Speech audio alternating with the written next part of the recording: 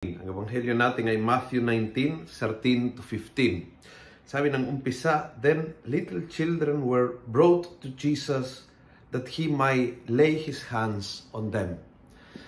Yung mga tao ay nagdala sa mga bata. Alam po natin na binawalan ng mga disipulo, nagalit ang Panginoon at sabi niya, huwag niyong hayaan na hindi lumapit sa akin. Huwag niyong hadlaan na lumapit sa akin ang mga bata. Kung ano mang maliit ay dinala sa Panginoon, ang mga little children, ang mga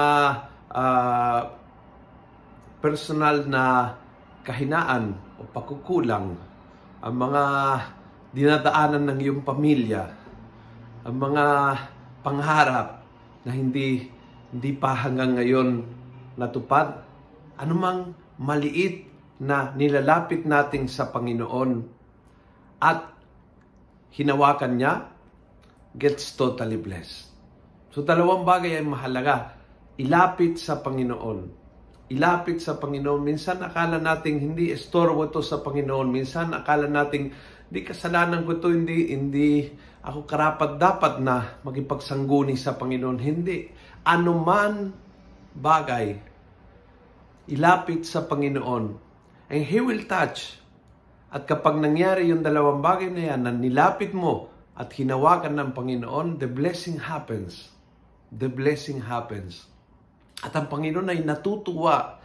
Hindi lang na nilalapit ang mga bata sa Kanya, kundi anumang bagay na nangungulit sa buhay natin, anumang bagay na mabibigat sa ating, anumang bagay na talagang kailangan ng Kanyang bendisyon, tandaan nyo yung dalawang bagay na yan. Ilapit muna and then hayaan mo na hawakan ng Panginoon.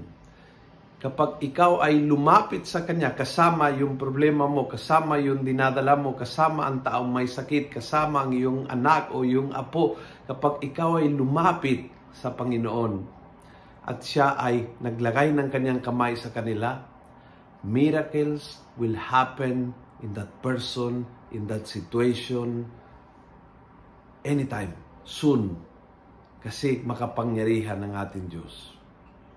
Kung nagustuhan mo ang video ito, pakiusap, pass it on.